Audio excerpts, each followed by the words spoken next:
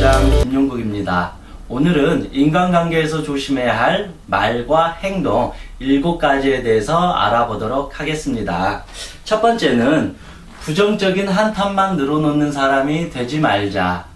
쉽게 말하면 그런 거예요. 우리는 긍정적인 사람을 만나면 왠지 내 마음이 즐거워지고 기쁨이 찾아오는데, 부정적인 사람을 만나고 나면 내 마음도 우울해지고 부정적이고 기분이 나빠진다. 동기 가뭉의 법칙. 내가 매일 사람을 만나고 전화 통화할 때 부정적인, 남을 욕하고 비난하고 죽고 싶다, 부장이 어떻고 차장이 어떻고 대리가 어떻고 아내가 어떻고 남편이 어떻고 자식이 어떻고 시어머니가 어떻고 이 세상이 어떻고, 이런 식으로 숨이 막힐 정도로 온갖 안 좋은 어떤 부정적인 말을 계속 쏟아놓게 됐을 때, 만약에 그런 친구가 있을 때 여러분의 기분은 어떨까요? 또 하나는 제가 이런 경험을 해보셨을지 모르겠지만, 1시간 동안 통화를 했는데 1시간 동안 좋은 이야기는 안 하고 온갖 안 좋은 이야기만 계속해요. 막 울면서 막 이렇다 저렇다 그러면서 내 얘기는 들어주지 않고 자기 속에 있는 것만 1시간 동안 계속 말해요. 그럼 나는 친구니까 그래도 들어주잖아요. 그래도 친구가 힘들어하니까. 당연히 그거는 인간관계에서 힘들어하면 도와주는 것은 맞는데, 그렇게 한 번, 두 번 계속 들어주고 도와줬는데, 이 친구는 한 번, 두 번, 10번, 100번, 처음에는 10분 하다가 나중에는 1시간 하고 어쩔 땐 3시간, 4시간 전화를 끊지도 않고. 그랬을 때, 전화를 끊고 났을 때 여러분의 기분은 어떨까요? 처음에는 뭐가 멍해지면서 내가 도대체 무엇을 했나? 나중에 이제 시간이 아깝고 내 기분도 왠지 우울해져 버리고 짜증이 나버리고 화가 난다라는 거죠. 그래서 다음에 이 친구가 전화 올 때 뭔가 이제 마음이 불편해져요. 아, 전화 받기 싫다. 아, 쟤하고 전화하면 내 기분까지도 짜증이 나는데 전화 안 받았으면 좋겠다. 그러면서 나도 모르게 전화를 피해 버리게 된다라는 거죠. 이거는 모든 사람이 이렇게 겪게 된다라는 거죠. 그런 측면에서 봤을 때 내가 부정적인 말과 행동을 자주 표현하고 하는 사람일 경우에 내 주변에 있는 사람들이 그것처럼 나를 점점 불편해한다. 그러지 않을까요? 그래서 결국 내가 인간관계를 못한다라는 것은 결국 내가 부정적인 사람이기 때문에 인간관계가 잘 안 된다라는 것입니다. 긍정적인 사람이 있으면 사람들은 그 사람 곁으로 올 수밖에 없어요. 왜냐하면 이 사람 옆에 있으면 나도 기분이 좋아지고 같이 웃을 수 있고 같이 즐거워질 수 있어요. 근데 부정적인 사람 옆에는, 부정적인 사람이 나쁘다는 게 아니라 부정적인 사람이 있으면 주변 사람들은 나도 같이 불편해지고 힘들어지고 우울해지니까 나도 모르게 점점 거리를 두게 된다. 부정적인 사람들은 결국은 외로워질 수밖에 없다. 그래서 내가 부정적인 사람이라면 지금부터라도 되도록 말과 행동을 긍정적으로 표현하는 연습을 해야 될 것입니다. 부정이라는 것은 말 그대로 모든 것을 옳지 않다라고 보는 거예요. 다 잘못됐다. 이 사람이 아무리 공부를 많이 하고 학자이고 아무리 논리적이고 이성적일지라도 이미 이 부정적인 사람은 이 논리와 이성 자체도 결국은 부정적으로 빠질 수밖에 없다라는 것이죠. 같은 세상을 바라볼 때도 좀 더 즐겁게 유쾌하게 살 수 있는데, 모든 것을 최악의 상황에서 남의 이만한 단점을 이렇게 크게 보고 나의 이만한 슬픔을 이 정도로 크게 보면서 세상을 삐딱하게 바라보게 된다라면 내 자신도 우울할 것이고 내 주변 사람들도 우울해지게 될 것이다. 그래서 내가 부정적인 한탄만 늘어놓고 남을 비난하고 안 좋은 소리만 1시간, 2시간 계속 말하게 된다라면 인간관계는 어려워진다. 인간관계의 첫 번째 원칙이 뭐예요? 인간관계의 첫 번째 원칙은 바로 소통입니다. 대화입니다. 서로 소통을 하기 위해서는 마음의 문을 열고 상대방의 말도 들어주고 내 말도 이렇게 해야 되는데, 이 부정적인 사람의 특징 중에 하나는 뭐냐면 나만이 옳다, 내 생각이 옳다, 그리고 나를 제외한 모든 것은 다 잘못된 것이다, 거짓이다 라고 생각할 확률이 아주 많다. 이 말은 그만큼 소통이 안 된다, 말이기도 하고 나는 소통하기가 싫다라고 하니까 상대방의 입장에서는 소통이 안 되니까 답답하고 짜증나고 우울해지고 저 사람하고는 대화가 안 돼. 저 사람하고 통화하면 오히려 기분이 우울해지고 더 답답해지고 짜증난다 그러면서 나를 점점 나로부터 멀어지게 될 것이다. 그러면 또 내 입장에서는 저놈이 나를 무시하는 것 같아 라고 또 기분이 나빠질 수밖에 없다라는 거죠. 근데 기분이 나빠질 수는 있겠지만 저 사람이 왜 저렇게 반응을 했는지에 대해서 먼저 이해를 한다라면 무시에 당하는 게 아니라 저 사람은 나 때문에 내가 1시간 동안 매일 부정적인 이야기하고 만날 때마다 안 좋은 소리만 하니까 불편하구나. 저 사람은 내 말을 듣기가 싫구나. 그래서 저 사람이 나를 좀 경계를 하는 거구나. 그래서 내가 느끼기에는 무시당한 것 같은 그런 기분을 느낄 수밖에 없다라는 것입니다. 그래서 되도록 같은 세상을 바라보더라도 긍정적으로 바라보는 것이 좋습니다. 내가 좀 우울한 일이 있다고 해서 24시간 동안 아이고 난 우울해, 난 죽을 거야, 나 아무것도 안 할 거야, 난 인생이 끝났어 이렇게 한다고 해서 저 하늘에 누군가가 나를 구원해주거나 도와주는 건 아니잖아요. 우울한 건 우울할지라도 그래 밥도 먹고 친구들하고 만나서 맥주 한잔 먹으면서 즐거운 이야기도 할 수 있고 운동도 할 수 있고 여행도 할 수 있고 좋은 음악을 들을 수도 있고 책도 읽을 수 있고 할 것이 너무 많은데 이 우울한 거, 이 부정적인 게 빠져서 내 인생도 우울하게 만들고 내 주변 사람도 우울하게 만들고 그래서 주변 사람들이 결국은 나를 떠날 수밖에 없도록 내가 만들어가는 것과 같다. 그래서 항상 첫 번째로 이 부정적인 한탄만 늘어놓는 이 말과 행동, 습관은 꼭 조심하셔야 될 것입니다. 부정적인 이런 내 고민이나 고통에 대해서 누군가에게 진솔하게 도움을 요청하고 조언을 구하는 것은 아주 좋다. 근데 제가 조심하라는 것은 이거는 소통인데 그냥 저 사람의 말을 듣지도 않고 1시간 동안 부정적인 말만 털어놓는 거 이거는 좋지 않다라고 생각합니다. 그러면 결국은 이런 사람들 나중에 찾아오는 게 외로움만 찾아오게 됩니다.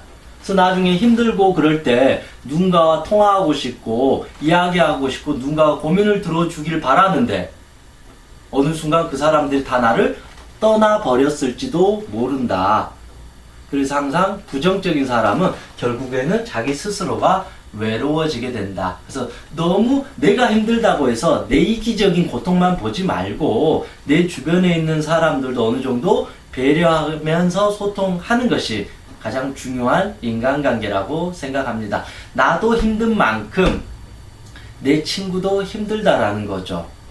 왠지 내가 더 힘드니까 너는 내 말을 계속 들어줘야 돼. 내가 하라는 대로 해야 돼. 이거는 이기적인 거고 아주 위험한 집착이라고 볼 수 있습니다. 두 번째, 비밀은 혼자 간직하자. 이것도 인간관계에서 제일 위험한 게 이 말인 것 같아요. 다른 건 넘어가면 되는데 이 말이라는 건 한번 내뱉으면 돌고 돌아서 언젠가는 다시 나에게 그 말의 화살이 내 등에 꽂히게 된다라는 것이죠. 살다 보면 누군가에 대해서 뒷담화도 할 수 있고 누군가에 대해서 안 좋다고 평가할 수도 있고 고민을 털어놓을 수도 있는데 항상 조심해야 될 것, 특히 어떤 그 비즈니스 인간관계나 그 경쟁관계나 진짜 가족이 아닌 이상은 아니면 진짜 친한 친구가 아닌 이상은 비밀은 혼자 간직해라. 그냥 당장 이 사람이 나한테 호의적이라고 해서 그 비밀을 이 사람한테 다 털어놓을 필요는 없다. 그것은 자칫하면 위험해질 수 있다. 당장은 이 직장 동료가 나하고 친해요. 그러니까 속에 있는 걸 다 털어놓을 수 있잖아요. 근데 만약에 1년 후가 됐는데 내가 이 사람하고 사이가 안 좋아져 버렸어요. 그리고 이 사람하고 경쟁관계가 돼버렸어요. 이 사람이 어느 순간 나를 싫어해요. 그러면 1년 전에 말했던 그 비밀이 어떻게 될까요? 나중에 폭로되거나 탄로날지도 모른다. 1년 전에 제가 어떤 말을 했냐? 부장님은 어떤 놈이고 뭘 잘못했고 어떻게 했고 난 부장이 꼴 보기 싫다 저런 인간 어떻게 됐으면 좋겠다라고 온갖 부장을 내가 악담을 퍼부었어요. 그땐 친하니까 이 사람이 들어줬는데 1년 후에는 나하고 사이가 나빠졌고 이 부장이 나중에는 상무가 되어 있어요. 설령 그러지는 않겠지만 설령 이 사람이 정말 악한 마음을 품어버리면 상무님, 그때 이 김 과장이 상무님에 대해서 얼마나 욕했는지 아세요? 이 사람 진짜로 잘못된 사람이에요. 이 사람은 이 조직에 있으면 안 돼요? 하면 그런 식으로 내가 모함을 받게 되고 이 직장 생활이나 인간관계에서 위기의 상황에 처할지도 모른다. 사실 제가 왜 이 말을 하냐면요. 제가 20대 후반 이제 군대를 전역을 하고 이제 회사를 좀 다니다가 인간관계를 이제 정식적으로 처음으로 이제 하게 됐거든요. 그때 사실은 너무 힘든 순간이 제가 찾아왔거든요. 누구한테 말도 못하고 혼자 끙끙 앓고 있는, 이게 엄청나게 잘못된 거고, 그런데 사람들은 이거에 대해서 아무 말도 안 하고 있는 거예요. 그렇다고 해서 내가 이 말을 하면 완전히 저는 이제 인간관계 끝나게 되거든요. 그렇다고 해서 누구한테 말도 못하고 이렇게 답답하니까 너무 죽을 것 같고, 그래서 정말 믿었던 형님, 저보다 나이가 한 10살 이상 정도 됐거든요. 그 믿었던 형님에게, 뭐 믿었던 게 아니라 그때 제가 심적으로 너무 힘드니까 저 사람이 야 털어놓고 다 말해, 내가 다 들어줄게, 내가 도와줄게 하니까 저는 이제 순진한 마음에 속에 있는 모든 것을 다 털어놔 버렸어요. 그래서 그 사람이 당장은 나를 도와줄 것 같고 나를 위로해 줄 것 같고 충분히 나를 조언을 해줄 거라고 생각했는데 몇 달 후에 제가 저 사람한테 했던 모든 말이 있잖아요. 그 제일 높은 사람한테 그대로 전달이 돼버렸어요. 그래서 저는 완전히 쓰레기가 되어서 쫓겨나게 되었습니다. 그때 저는 너무나도 큰 상처를 받았거든요. 그렇다고 해서 그 사람이 잘못됐다라고 생각하는 게 아니라, 그 사람이 잘한 건 아니지만 결정적인 실수는 무엇이었냐면 내가 너무 힘든 나머지 그냥 나도 모르게 너무 내 속에 있는 비밀을 다 털어놔 버렸다. 이게 어떻게 될지에 대해서는 전혀 예상하지 못하고, 그래서 저는 그때 너무 큰 충격을 받고 나서 진짜 이제 믿을 만한 친구가 아니라면 되도록 말하지 말자. 그리고 이 구성원들 사이가 아니고 전혀 상관이 없는 사람한테나 말할 것이지, 괜히 이 직장 동료나 이 어떤 경쟁 관계 속에서 아니면 서로 그 연결되는 사람과의 관계 속에서 정말로 이 비밀스러운 이야기는 되도록 하지 않아야 되겠다. 왜냐면 이거는 상당히 위험할 수가 있다. 그리고 내가 아무리 논리정연하게 제대로 말했다 할지라도 이 듣는 사람 입장에서는 이상하게 해석할 수가 있다라는 거죠. 내가 아무리 떳떳하게 이렇게 말했다 할지라도 저 사람은 뭔가 왜곡을 해서 누군가에게 잘못 말해버리면 나는 심각한 이제 오해를 받게 되면서, 내가 아무리 항변하고 전 그렇게 말한 적이 없다라고 말해도 그때는 사실은 주변 사람들이 공감을 안 해주는 경우도 있는 것 같습니다. 그렇다고 해서 뭐 속에 있는 걸 아예 닫아놓고 살라는 것이 아니라, 정말 중요한 비밀이 만약에 있다라면, 정말 내가 이걸 말해가지고 이게 소문에 나가지고 큰 문제가 될 거라면, 진짜 친한 친구가 아니라면, 가족이 아니라면 되도록 말하지 말자. 차라리 너무 답답해서 누군가한테 털어놓고 조언을 받고 싶다라면 전혀 내가 모르는 사람이거나 아니면 심리 상담사를 찾아서 도움을 받는 것이 좋습니다. 상담사들은 최소한의 그 익명성을 보장해 주기 때문에 오히려 그분들을 만나서 다 털어놓고 이야기하는 것이 오히려 더 도움이 될 것이지, 당장 내가 힘들 때 왠지 이 사람 내 말을 들어줄 것 같다고 해서 너무 쉽게 속에 있는 걸 다 털어놔 버리면 그로 인해서 내가 나중에 더 큰 피해를 볼 수도 있는 것 같습니다. 물론 이제 이런 거를 이제 겪어보지 않는 사람은 뭐 공감이 안 되겠지만, 저는 제 삶에서 가장 이거를 크게 호되게 완전히 제 자존심이란 자존심은 다 너덜너덜해질 정도로 겪어봤기 때문에 정말 조심하고 있어요. 그래서 제가 어떤 조직이나 어디를 갔을 때 그냥 그렇다고 해서 제 속에 있는 말을 당당하게 표현은 다 하겠지만, 정말로 조심해야 될 한두 가지에 대해서는 말하고 싶어도 어느 정도 절제하고 인내하는 것도 때로는 필요하다. 왜냐하면 나 혼자 사는 것도 아니고 내가 아무리 맞다고 말을 해도 누군가가 이거를 오해해가지고 서로의 관계가 더 악화될 수도 있다라는 것입니다.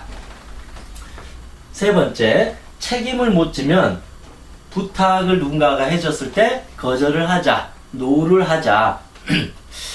그런 것 같아요. 이 현대인들에게 가장 중요한 거는, 물론 이제 둥글둥글한 인간관계가 제일 좋잖아요. 서로 다투지 않고 좋은 게 좋은 거다 그러면서 조화롭게 살아가는 것이 가장 좋은 인간관계입니다. 그런데 또 하나 또 중요한 부분 뭐냐면, 거절할 때는 확실하게 거절을 해야 된다. 거절을 하지 못해버리면 나는 무조건 예스맨이 돼야 된다라는 거죠. 예스 우먼이 되어야 된다라는 거죠. 주변 사람들이 요청을 하면, 예, 제가 하겠습니다. 속으로는 하기 싫어 죽겠는데, 제가 야근하겠습니다. 나 오늘 가족들과 밥 먹어야 되는데, 사실 힘들어 죽겠는데 저 힘들지 않아요. 아, 저 기분 좋습니다. 그런데 속으로는 자존심 상해가지고 화가 나고 짜증이 나 있는 거예요.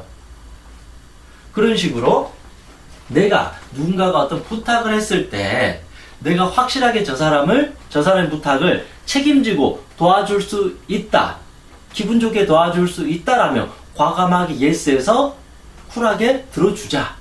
그런데 만약에 내가 책임질 수가 없고 확신도 없고 실제로 도와주고자 하는 그 정도의 마음이 없다면 차라리 지금 당장 욕 먹더라도 거절하는 것이 좋다. 근데 우리가 경계해야 될 게 있어요. 왠지 누군가가 부탁을 했는데 무조건 내가 도와줘야 될 것 같은, 이거는 좋은 마음은 아니에요. 이거는 이성적인 게 아니고 어떤 거냐면, 그냥 내가 저 사람한테 좋은 사람이 되고 싶어서 나도 모르게 예스라고 하는 거 아닌가요? 아니면 나의 자만심을 표현해주고 싶어서 나 그거 해줄게, 내가 할 수 있어. 나의 어떤 지나친 자신감, 지나친 자만심, 나의 오만함을 피력하기 위해서 내가 예스라고 하지 않나요? 그건 아주 위험하잖아요. 저 사람이 어떤 문제인지에 대해서 정확하게 모르고 내가 그거를 도와줄 능력이 있는지, 내가 진짜 도와줄 진짜 마음이 있는지, 진실된 마음이 있는지에 대해서 보지도 않고 마치 내가 능력 있는 사람처럼 인정받고 싶어서, 자신감 있는 사람처럼 인정받고 싶어서 내가 거절하면 저 사람이 나를 이상하게 볼 것 같고 나를 미워할 것 같으니까 그것 때문에 예스맨, 예스우먼이 된다라는 것은 아주 위험한 거다. 그런 식으로 해버리면 내가 결국은 이거를 감당을 하질 못하게 돼요. 그러다가 하다가 뭐가 내 뜻대로 잘 안 되면 괜히 도와줬네, 아유 짜증나, 이제 안 도와줄 거야, 너 왜 이거 도와주라 그래가지고 날 이렇게 힘들게, 그러면서 오히려 내가 더 짜증을 내게 된다. 그러면 도움을 요청한 사람은 오히려 더 짜증이 나는 거예요. 아니, 도와주려면 그냥 제대로 도와줄 것이지 왜 이제 와서 저렇게 허튼 소리 하지? 그러면서 신뢰감이 오히려 더 떨어지게 된다. 차라리 내가 부족하면 제가 이거에 대해서 능력이 안 됩니다. 죄송합니다. 제가 좀 더 공부를 한번 해서 더 다시 합니다. 제가 오늘은 사실 너무 시간이 안 돼서 이건 좀 어려울 것 같습니다. 제가 좀 더 준비해서 이렇게 하도록 하겠습니다라고 처음에 이렇게 깔끔하게 하면 당장에 좀 이미지에 손실이 있을지도 몰라요. 아, 저 사람은 이렇게 좀 부족하구나. 그걸로 끝날지 모르는데 어설프게 호기를 갖고 이렇게 들어갔다가 오히려 일을 그르치게 되고 망쳐버리는 경우도 있다라는 것입니다. 그래서 거절하는 것도 용기입니다.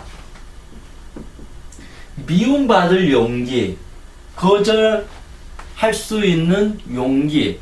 때로는 물론 매사를 거절만 하는 거는 그냥 부정적인 사람이에요. 그냥 이 사람은 거절을 하는 게 아니라 그냥 자기 혼자 그냥 살겠다는 거예요. 난 너를 도와줄 수 없다, 어느 누구도 도와주지 않겠다는 거고, 제가 말씀드린 거절이라는 것은 충분히 합리적으로 내가 안 되는 부분에 대해서 명확하게 거절을 할 수 있는 사람은 오히려 나중에 누군가를 도와주려고 할 때 명확하게 예스 하면서 도와줄 수 있을 정도로 심리가 깔끔한 사람이다. 미움받을 용기가 있는 사람은 오히려 사랑받을 용기도 있다라는 거죠.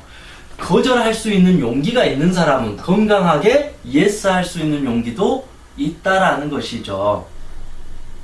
그래서 저는 이게 심리적으로 충분히 건강한 사람들은, 자존감이 높은 사람들은 미움받을 용기가 생길 수 있고 충분히 거절할 수 있는 용기가 생긴다. 왜냐면 내가 자존감이 있으니까 너한테 조금 미움받아도 괜찮아. 좀 거절해가지고 네가 나를 조금 안 좋아해도 괜찮아. 내가 내 자신을 먼저 존중을 해주니까. 내 자존감이 없이 내 자신이 밉고 부족하고 나를 사랑하지 않으면 다른 사람들한테 인정받으려고 하고 사랑받으려고 하고 존중받으려고 하는 마음이 많으니까 내 마음 속에서는 미움받을 힘이 없다. 거절을 할 수 있는 힘이 에너지가 없다. 그러니까 제가 하겠습니다. 제가 참겠습니다. 저 그거 한번 해보겠습니다. 저 지금 행복해요. 저 지금 화나지 않았어요. 저 기분 좋아요. 그러면서 자꾸 자신을 약하게, 무기력하게, 무책임하게, 비참하게 만들어 가버릴지도 모른다. 그래서 우리는 충분히 예스도 중요하지만 내가 정말로 내 마음에서 이거를 도와주기 싫다. 이건 내가 너무 고통받을 것 같다. 이 이상은 내가 감당하기 어렵다 할 때는 냉정하게, 객관적으로, 이성적으로, 합리적으로 노우라고 말할 수 있어야 됩니다. 그래야만이 내 자신을 보호할 수 있어요. 그 힘을 바탕으로 다시 예스 하면서 앞으로 갈 수 있다라는 거죠. 그런데 노우라고 안 해버려요. 근데 내가 이거를 감당할 수가 없어요. 그런데 억지로 해야 되잖아요. 그럼 여기서 이미 진이 다 빠져버려요. 거기서 무기력해지고 우울해지니까 나중에는 진짜 예스하고 도와줘야 될 때 나 힘들어서 못해요. 이렇게 돼버리면서 이 사람의 심리적인 스텝은 걸음걸이는 계속 꼬이게 된다. 그래서 거절한다라는 것은 기본적으로 자기 보호가 있는 거죠. 그리고 이 거절하는 게 꼭 나쁜 게 아니라 내가 내 무능력함을, 내 부족함을, 내가 하기 싫음을 인정함으로써 이 상대방에게 정확하게 의사전달을 하는 거다. 의사소통이에요. 그래야지 상대방도 저 사람이 지금 저런 능력이 부족하구나, 저걸 하기 싫어하구나, 불편해하고 있구나.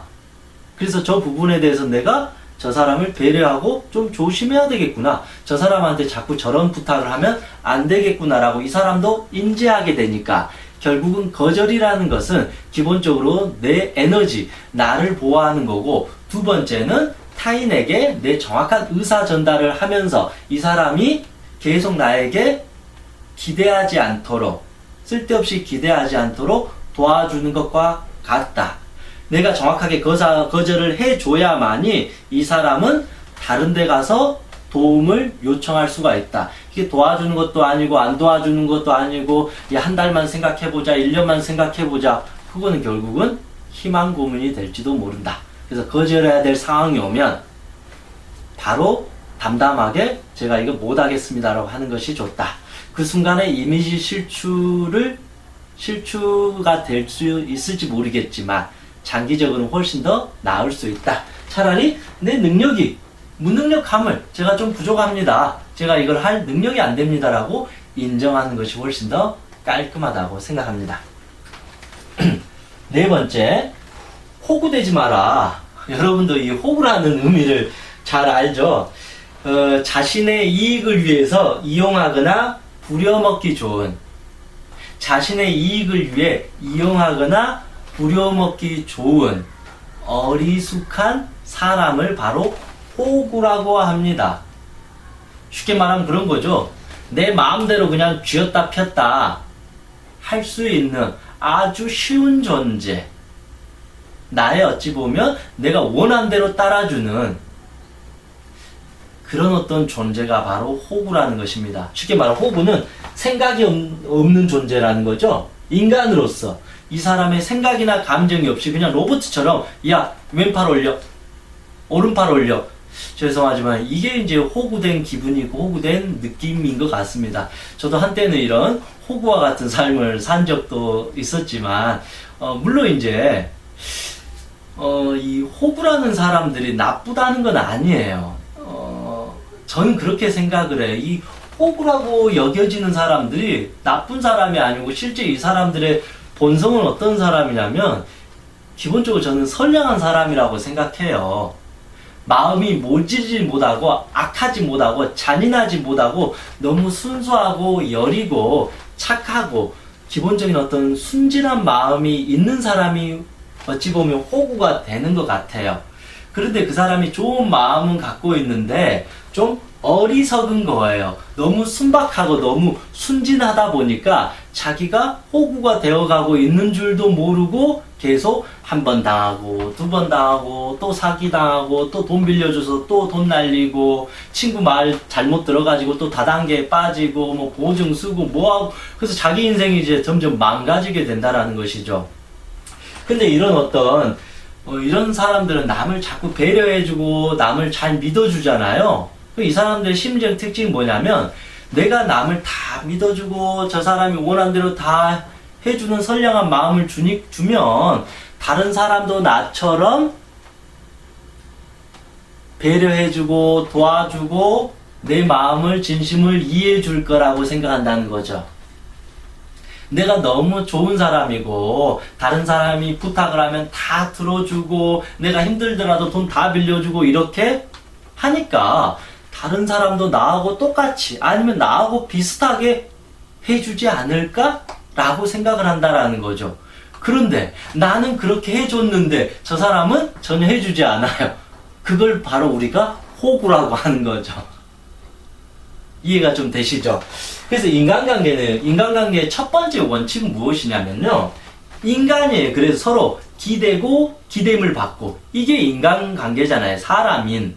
근데 호구는 이거잖아요. 그냥 계속 그냥 이 사람이 망치면 나는 그냥 못이에요. 그냥 계속 그냥 두드려 맞는 게 호구예요. 죄송하지만 이거는 선량한 마음은 갖고 있을지 몰라도 이거는 인간관계를 하는 것이 아니다. 그런 인간관계를 차라리 하지 않는 게 낫다. 그럴 바에 혼자 외롭게 혼자 책을 읽는 게 낫다. 괜히 저 사람하고 좋은 관계 유지하려고 호구 돼가지고 내 마음 다 갈갈이 찢겨지고 내 돈 다 쓰고 먹을 거 다 사주고 커피 다 사주고 돈 다 빌려주고 그건 인간관계가 아니에요. 그럴 바에는 인간관계를 안 한 게 좋다라는 거죠. 자, 다시 한번 생각해 볼게요. 내가 이렇게 호구처럼 이렇게 사람들한테 그렇게 잘해줬는데 내 입장은 저 사람도 똑같이 잘해줄 거라고 생각하잖아요. 아니면 예상을 하잖아요. 아니면 내가 한 것에 반이라도 할 것이라고 생각을 하기가 좋잖아요. 근데 상대방의 입장에서 한번 보자 이거예요.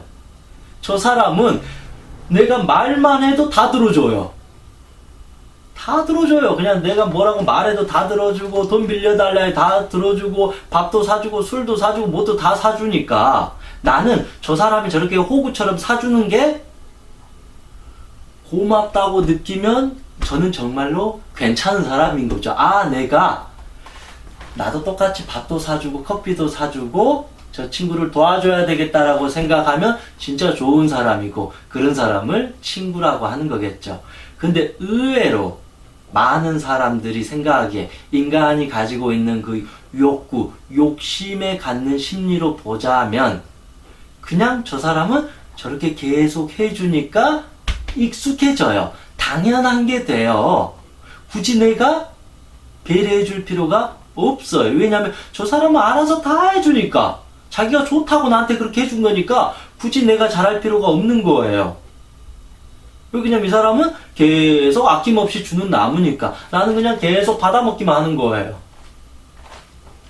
그런 거잖아요. 부모가 자식을 정말로 아낌없이 사랑을 주고 모든 걸 다 주잖아요. 그러면 그 자식은 그거를 받으면서 아 정말로 고맙다. 내가 나중에 나이가 들면 아니면 지금이라도 부모님께 효도하고 잘해야 되겠다라고 생각을 하는 게 가장 기본적인 자식의 마음이잖아요. 근데 가끔씩 어떤 자식들은 그러잖아요. 부모가 다 잘해주니까 아무것도 안 하고 엄마 돈 줘, 아빠 돈 줘. 이제 회사 이제 취업에 떨어지니까 엄마 나 사업하게 돈 좀 빌려줘. 엄마 나 결혼해야 되니까 아파트 하나 사줘. 아빠가 나 취직시켜줘. 이런 식으로 하면 이거를 우리는 불효자라는 것이죠. 그럼 이거는 자식이지만 자식 같지 않는 자식이 된다. 인간관계도 똑같다라는 것이죠. 내가 그만큼 해줬을 때 내가 정말 선량한 마음으로 베풀었다면 그것을 이해하고 받아들이고 그만큼 그게 나에게도 줄 수 있는 사람과 관계를 형성할 뿐이지 그렇지 않고 자꾸 나를 이용해 먹으려고만 하는 사람이라면 굳이 만나지 않는 것이 좋다. 왜냐하면 결국 그로 인해서 나는 상처를 받게 되고 나중에 내 삶이 없어져 버리고 내 스스로의 어떤 자존감만 점점 떨어질 수밖에 없다. 세상의 사람들은 참 많은 것 같아요. 우리가 물론 이런 사람들 무조건 만나지 말라는 것이 아니라 너무 이런 사람들에게 에너지를 쓰지 말고 더 좋은 사람들 만나서 서로 웃으면서 즐겁게 도움을 주고받을 수 있는 수많은 사람들이 있는데 꼭 이 한 사람에게 내가 그렇게 호구가 되는 것처럼 그렇게 발목 잡히듯 살아갈 필요는 없다고 생각합니다. 5번째, 명백한 실수를 했을 경우에 사과를 하자. 이것도 사실은 쉬운 게 아니에요. 인간이라는 것은 이 변명의 동물인 것 같아요. 자기 합리화의 동물인 것 같아요. 거짓말을 하고 싶어하는 동물인 것 같아요. 핑계대고 싶어하는 동물인 것 같아요. 왜냐하면 자기의 단점이나 치부에 대해서 인정하기 싫고 드러내고 싶지 않는 게 인간이에요. 나는 그냥 아직도 괜찮은 사람이다. 너희들이 오해한 거다. 나는 그런 잘못을 한 적이 없습니다. 내가 다 잘한 거다. 이건 너의 탓이다. 라고 생각하는 경우가 아주 많다라는 거죠. 그래서 우리는 살다 보면 이제 내가 봐도 명백히 잘못한 게 있고 실수가 있는데 그를 인정을 하지 않고 이 자존심을 피워요. 끝까지 난 잘못한 게 없어. 그렇게. 그러면서 이 자존심을 피우기 위해서 거짓말을 하고 핑계를 대고 자기 합리화를 하고 변명을 이제 늘어놓게 되는 거죠. 그런데 입장에서는 겨우 이 위기를 내가 돌파했다. 내가 그래도 보호받았다고 생각하는데 그 주변의 사람들은 어떻게 생각할까요? 야, 저 사람 진짜로 거짓말도 너무 잘한다. 얼굴에 철판을 깔고 사는 사람 같다. 저 사람은 대화가 안 된다. 소통이 안 된다. 저 사람은 창피하지도 않나? 저 사람은 왜 인생을 저렇게 살지? 뻔히 봐도 잘못된 건데 그거를 거짓말을 하려고 하네? 저 사람은 믿을 만한 인간이 아니다. 라고 이제 생각하게 돼버린다. 차라리 내가 명백하게 잘못한 게 있으면 그 즉시 내가 이거를 잘못했습니다 라고 사과하는 것이 아주 좋고 깔끔하다. 그래야지 상대방도 다시 내 손을 잡아줄 수 있는 거죠. 아니야 나 끝까지 잘못한 거 없어. 네가 더 잘못했어. 너도 그랬잖아. 넌 더 나쁜 놈이야. 너도 예전에 그랬잖아. 그런 식으로 자기 잘못을 인정하는 게 아니라 오히려 남들의 더 단점을 들춰내가지고 이거를 전문용어로 물타기라고 그러죠. 물타기. 예. 내 잘못을 인정한 게 아니라 이 사람의 단점을 확 드러내가지고 마치 나는 상대적으로 잘못이 없는 사람처럼 이렇게 한다라는 거죠. 그렇게 하니까 부부지간에 매일 싸우잖아요. 친구간에도 계속 싸우잖아요. 인간관계에서. 내 잘못을 먼저 인정한 게 아니라 상대방의 어떤 단점을 막 들춰내가지고 야, 그거에 비해서 너보다도 내가 더 착한 사람이다. 넌 더한 사람이야. 너가 더 나쁜 사람이야. 이렇게 하니까 상대방하고 계속 이제 다툼이 커지게 되면서 서로 나중에 욕하게 되고 나중에는 이렇게 폭력을 쓰기도 하고 심지어는 죽이기도 하는 이 쓸데없는 자존심 하나가 사실은 살인을 일으켜요. 이 쓸데없는 자존심 하나가 이 화 한번 나가지고 서로 막 부딪혀가지고 서로 경찰서 가고 살인도 나기도 하고 부모 자식 간에 재판 소송에 걸리기도 하고 그러는 것 같습니다. 그래서 내가 명백한 실수나 잘못이 있다면 깔끔하게 사과하는 게 낫다. 사과라는 게 좋은 거 아닌가요? 사과를 한다라는 것은 잘못을 인정한다라는 것은 감옥에서 벗어난다는 소리예요. 근데 난 잘못하지 않았습니다 하는 이건 뭐냐면 겉으로는 내가 감옥 밖에서 이렇게 자유롭게 살아가는 것 같지만 실제 이 사람의 심리는 감옥에 갇혀 있는 거예요. 이해되시죠? 근데 명백하게 솔직하게 사과한 사람은 왠지 내 몸은 지금 당장은 감옥에 갇혀 있는 것 같지만 내 정신은 사실은 감옥에서 벗어나서 그 문제로부터 사라지게 된 거다. 오히려 훨씬 더 사과하는 것이 이 감옥에서 벗어나는 거다. 사과를 하지 않는 것은 감옥에 갇혀 있는 것과 같다.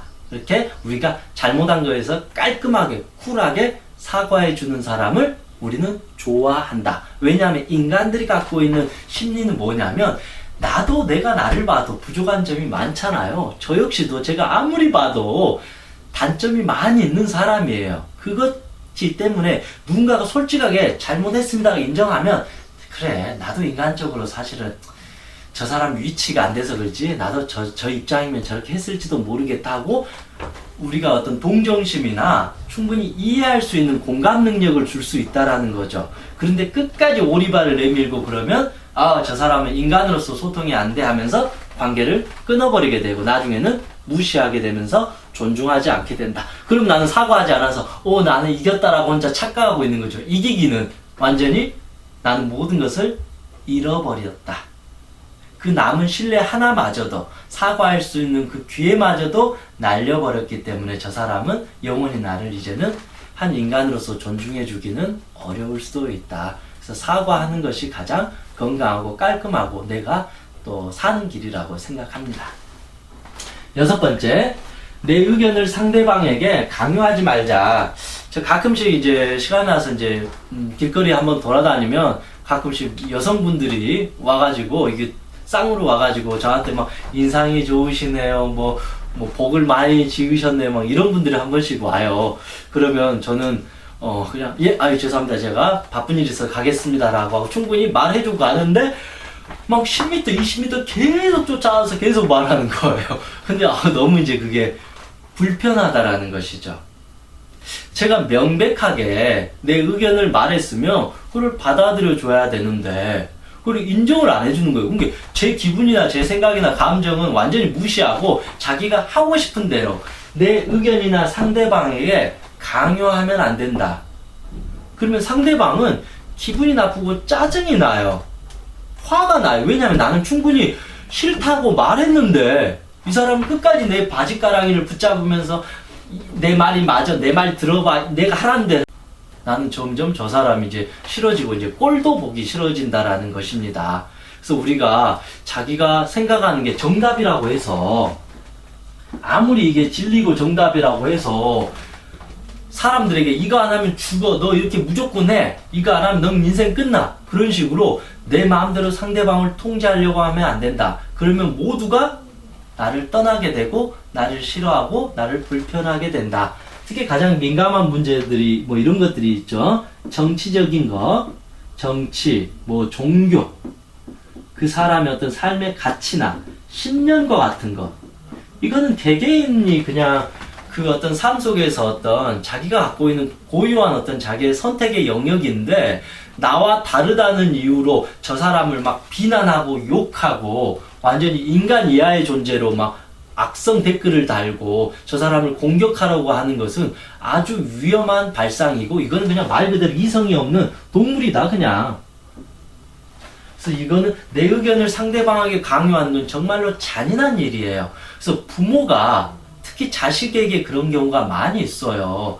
자식은 공부할 때 힘들어 죽겠는데 우울증에 걸려서 학교에만 앉아있으면 심장이 벌렁벌렁 하는데요. 엄마는 매일 야야 정신 차려, 2년만 더 참으면 서울대 갈 수 있어, 저녁까지 너 잠자지 마, 너 엄마가 약 사줄 테니까 약 먹고 더 공부해, 이런 식으로 하는 게 난 널 사랑해서 그런 거야 라고 하는 게 강요잖아요. 그럼 자식 입장에서 이것만큼 잔인한 학대가 없다라는 것이죠. 근데 부모 입장에서는 다 너를 위한 거야, 이게 너를 사랑해서 그런 거야, 너 인생을 위해서 그런 거야 라고 했는데 정작 자녀를 위해서 한 건 하나도 없었고 자녀의 인생을 위한 것도 하나도 없었고 자녀가 원한 걸 한 번도 들어주지 않은 거죠. 이거는 즉 심리적인 폭행이고 폭력이라는 거죠. 상대방을 완전히 개무시하는 것과 같다. 상대방을 존중해주지 않는 것과 같다. 그런 사람을 우리는 좋아할 수가 없다. 부모가 강요를 하면 할수록 자식은 엇나가게 된다. 그래서 누군가를 만날 때는 내 의견만을 강요하지 말고 상대방의 말도 충분히 들어주고 소통하고 대화하자라는 거죠. 설령 내가 이게 정답이라 할지라도 내 마음 하나 바꾸는 것도 어렵잖아요. 그런데 그렇잖아요. 여러분도 저도 제 마음, 이 소심한 마음 하나 바꾸는데 10년, 20년 걸려고 어려워요. 이 분노 조절장애 하나 고치는데 뭐 5년, 10년 걸릴지도 몰라요. 그렇게 어려운데 다른 사람을 말 몇 마디로 쉽게 바꾸려고 하는 것은 불가능하다. 설령 이게 아무리 정답이라 할지라도 상대방을 내 마음대로 바꾸려고 하는 것은 상대방에 대한 기본적인 존중을 하지 않는 것과 같습니다. 그래서 내가 설령 상대방이 부족하더라도 내가 정답이라 할지라도 이것만이 정답이라고 이렇게 하는 순간 인간관계는 깨지게 됩니다. 인간관계는 기본적으로 타인에 대한 배려에서부터 시작되는 것입니다. 내가 정답이라고 하는 것은 타인에 대한 배려가 전혀 없기 때문에 그런 사람들은 그냥 혼자 살아야 될 것 같습니다. 이제 마지막이네요. 소중한 사람을 외롭게 하지 않게 해야 된다. 성공해서 행복한 것이 아니라 행복한 것이 성공한 것이다. 제가 말했습니다.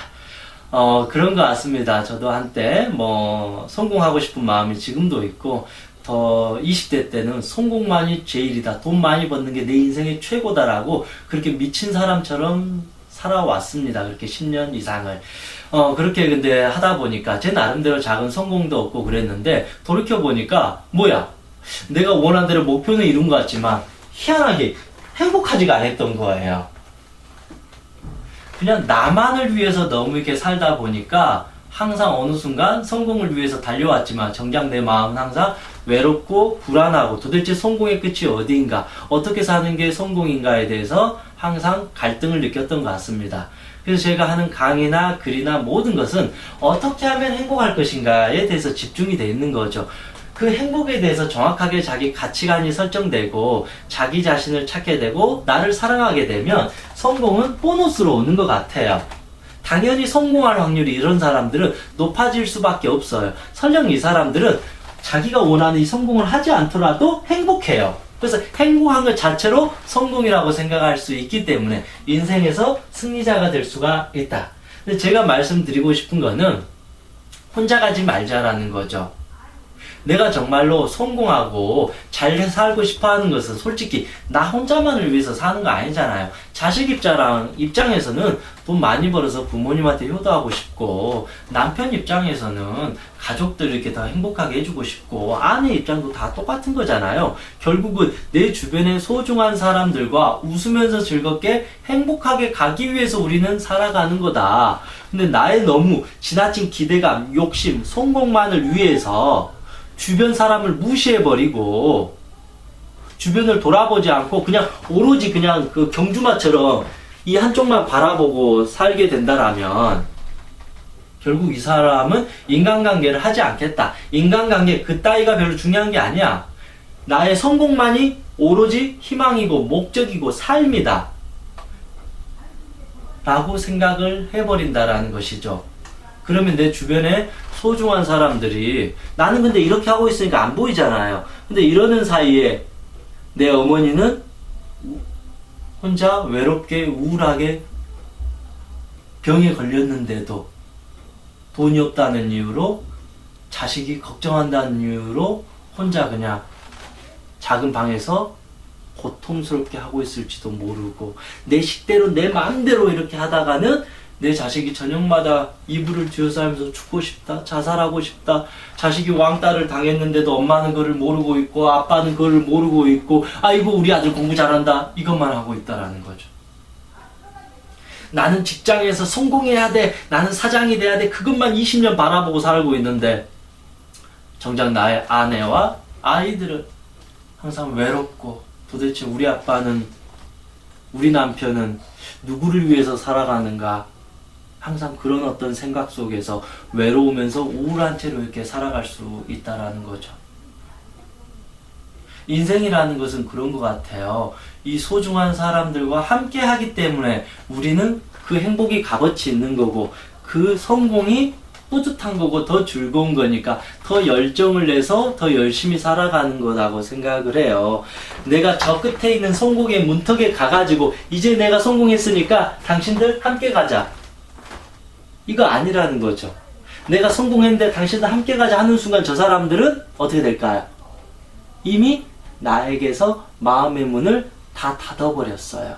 아니면 이미 그 사람은 저 하늘나라에 있는 거죠. 자식이 부모에게 효도하려고 했는데 정작 그 부모는 병들어서 침상에 누워있거나 이미 저 하늘나라에 가버리셨다라는 거죠. 부모가 자식과 좋은 시간을 이렇게 나누려고 이제 하는데 자식은 이미 다 커버렸고 이 자식은 평생 우울한 채로 외로운 채로 살아왔다라는 것이죠. 우리가 생각하는 성공이든 어떤 인생의 어떤 목적이든 목표든 결국은 사랑하는 이 소중한 사람들과 함께 그 기쁨을 누리기 위해서 같이 가는 것이다. 근데 나중에 내가 어떠한 돈을 100억을 벌었든 어떤 성공을 했어. 그때 내가 이제 할게요 할 때는 아무도 없다. 자식이 효도하려고 해도 부모는 기다려주지 않는다.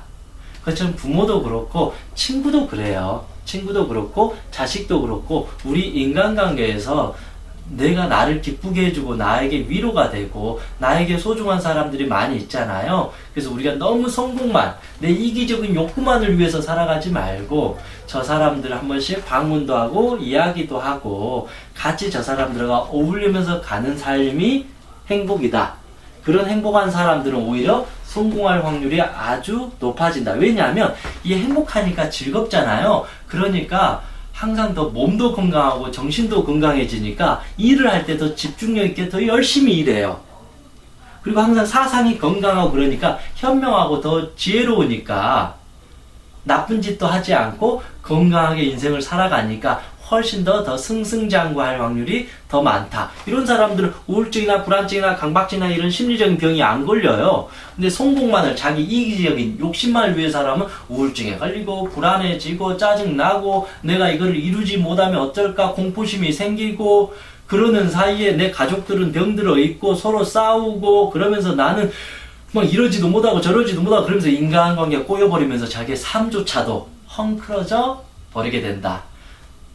성공해서 행복한 것이 아니라 행복하기 때문에 성공한 것이다. 그래서 주변에 소중한 사람들을 꼭 놓치지 않아야 된다. 인간관계, 나는 혼자서 살아가는 것이 아니고 나에게는 소중한 가족이 있고 친구들이 있다.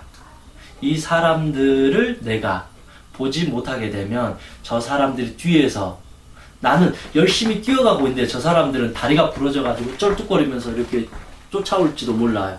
그러다가 이 사람들 나중에 포기하게 돼버리면 그때 그 절망감과 그 후회, 그 비통함은 우리가 평생 감당해야 될 몫이 될 것이다. 그렇기 때문에 지금 미리서부터 너무 저 지점만을 가지 말고 같이 손잡고 함께 이렇게 가도 늦지 않는다. 그러다가 내가 힘들 때 이 손잡았던 이 사람들이 나를 대신 또 끌어준다라는 거죠. 내가 좀 힘있을 때 내가 또 끌어주고 그렇게 우리는 같이 가는 거지. 내가 일방적으로 끌고 가는 것도 아니고 나 혼자만 이렇게 앞으로 가는 것도 아니고 그렇다고 해서 나는 저 사람한테 의지한 채 졸졸졸 끌려다니는 것도 아니고 같이 손을 잡고 가는 거다. 내가 힘있을 때 이 사람들을 같이 끌어주는 거고 내가 힘이 부족할 때는 좀 도와주세요 하고 내가 조금 의지하면서 살아가는 그래서 기댈 수 있는 관계, 조화로운 관계, 그게 바로 인간관계라고 생각합니다. 이상 제가 생각하는 인간관계에서 조심해야 될 말과 행동. 그래서 꼭 이 부분을 잘 염두에 대해서 지키게 된다라면 우리의 삶은 좀 더 그래도 행복하고 건강하지 않을까 그런 생각을 합니다. 긴 시간 시청해 주셔서 감사합니다. 수고하셨습니다.